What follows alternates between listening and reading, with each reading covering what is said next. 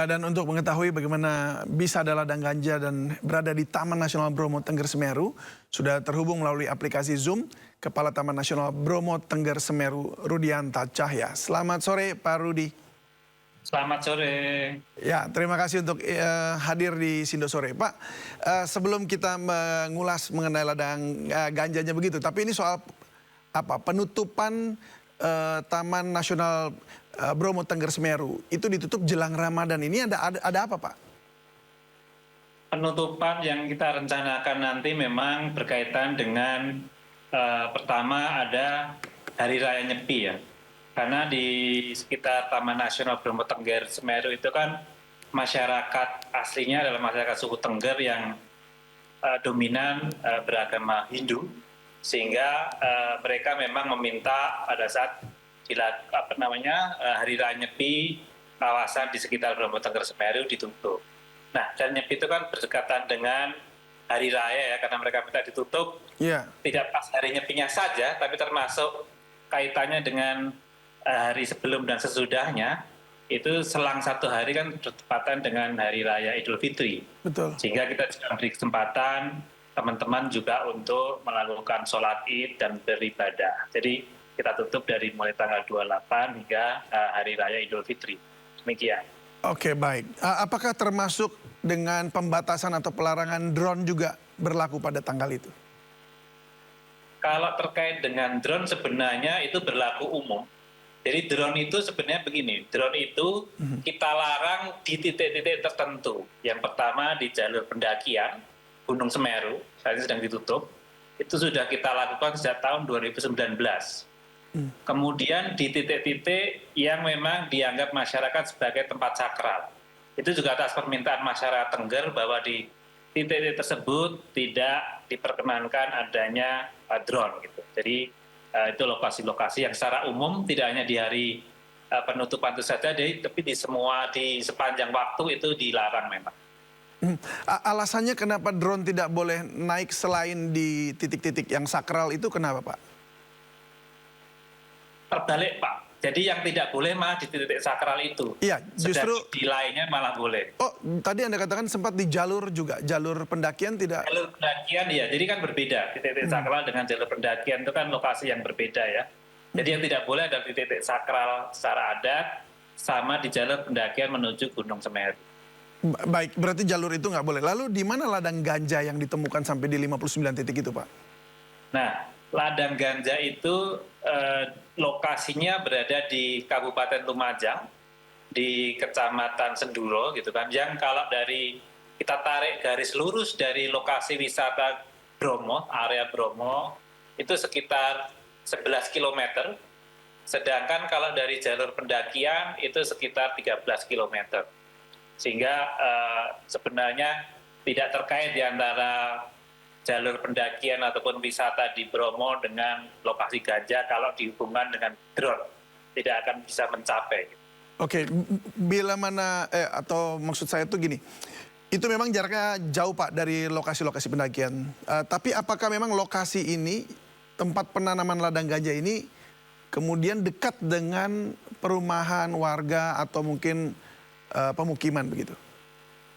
Ya, memang area penanaman tanaman ganja itu di pinggir kawasan kita Taman Nasional yang memang berbatasan dengan masyarakat desa yang melakukan baik ada rumah maupun lahan pertanian di sana. Oh, jadi itu tidak terpantau sama sekali Pak ya selama mungkin bahkan dari sejak berapa tuh 2019. Memang saya tahu Bapak bertugas mulai Agustus Pak ya atau September begitu, September ya 2024 sebagai kepala TNBTS. Tapi tahun-tahun sebelumnya itu apakah tidak terpantau, Pak? Sebenarnya begini, bukan kalau tentang pemantauan kita juga melakukan pemantauan ke sana. Tetapi memang ya namanya barang ilegal ya Pak. Jadi memang mereka sengaja samarkan.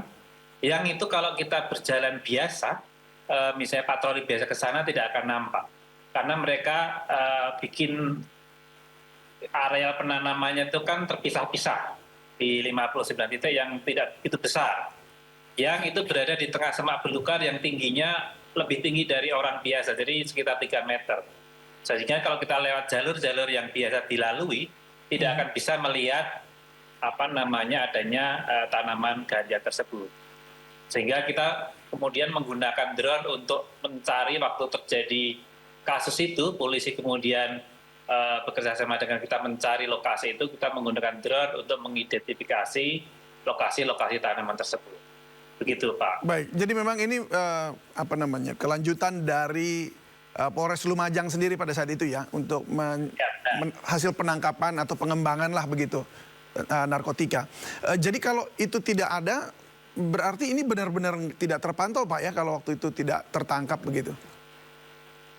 Ya, memang kalau tidak ada informasi kepolisian, memang kita tidak menduga ya daerah situ ada tanaman ganja, karena memang di situ kalau dari kategori kita bukan daerah rawan gitu kan ya, tidak ada aktivitas yang ilegal di situ, sehingga kita kategorikan daerah yang relatif aman gitu. Oke, untuk pemilik ladang tersebut sebenarnya sudah ditemukan belum sih Pak? Karena memang sudah ada 3 orang yang masuk dalam pengadilan ya, prosesnya sudah di peradilan. Tapi pemilik utamanya ini dan pemberi bibitnya itu apakah sudah diketahui Pak dari yang Anda dapat? Kalau tentang itu saya memang tidak begitu memahami alurnya. Yang kita tahu bahwa ada 4 orang yang ditangkap oleh kepolisian yang menjadi tersangka yang saat ini sedang disidang. Tetapi posisi mereka itu memang saya tidak tahu secara pasti. Oh sudah 4 Pak ya? Informasinya saya dapat 3. Ternyata 4 sudah. Kalau sepengetahuan saya ada 4 tersangkanya. Lalu? Ya, kan Itu pasti petani akan saja? terbukti setelah putusan pengadilan ya, peran mereka sebagai apa. Ini yang saya juga belum mendapat informasi. Baik, tapi kalau dari temuan awal kan tentu pada saat awal juga diinterogasi begitu, itu mereka kan pernah mengaku bahwa memang ada yang menitip dengan inisial E kalau tidak salah untuk menanam ganja tersebut begitu. Apakah Anda sudah mengetahui kira-kira itu memang orang lokal setempat atau dari luar begitu? Terus terang memang kami tidak mendalami itu ya Pak ya, karena itu peran dari kepolisian, sehingga kita memang tahu informasi yang beredar, tapi kan kepastiannya kita belum bisa mendapatkan ya sebelum itu diinformasikan secara resmi oleh pihak kepolisian. Baik, 59 titik itu apa 4 orang ini yang mengelola semuanya? Nah itu juga pasti akan terbukti setelah sidang ya Pak ya. Jadi saya tidak bisa memberikan keterangan kepastian.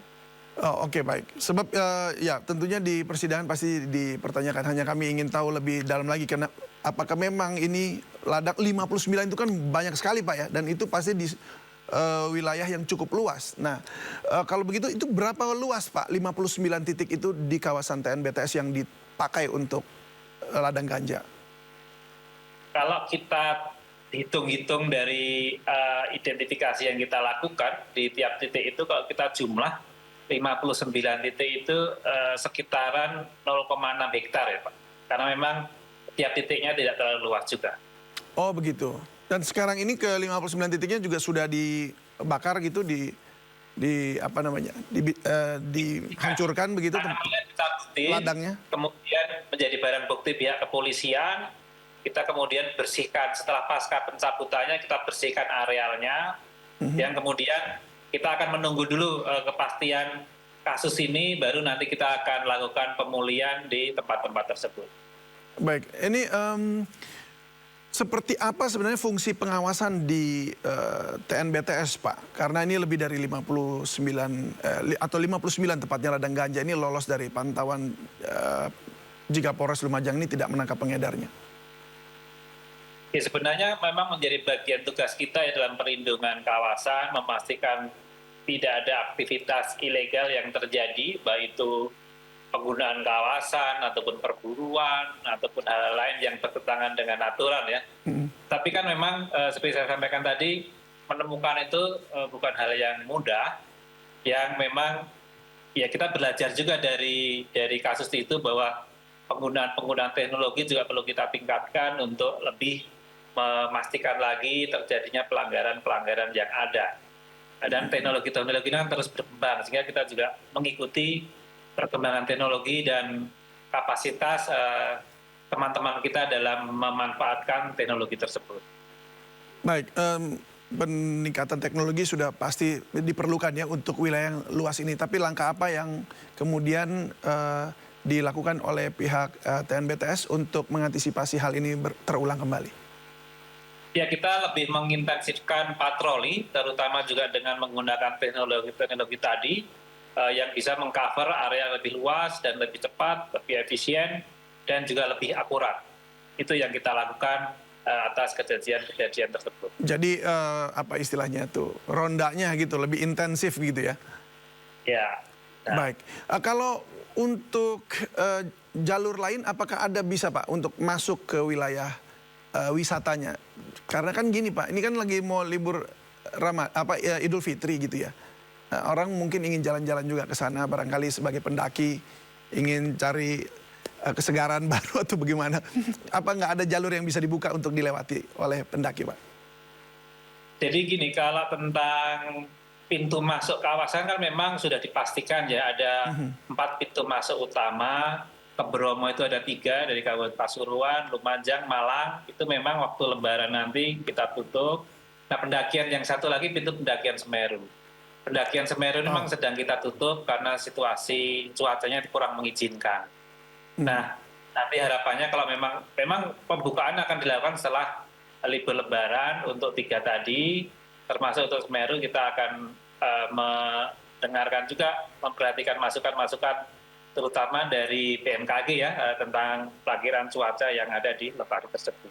Baik, Pak Rudianta, terima kasih banyak sudah berbagi bersama kami di Sindo Sore. Semoga peristiwa Lada Gajah ini tidak terulang baik di situ maupun di tempat yang lain, karena kita berharap ini jadi taman nasional yang bisa dinikmati, jadi berkah gitu lah ya buat masyarakat Indonesia. Terima kasih, salam sehat selalu Pak.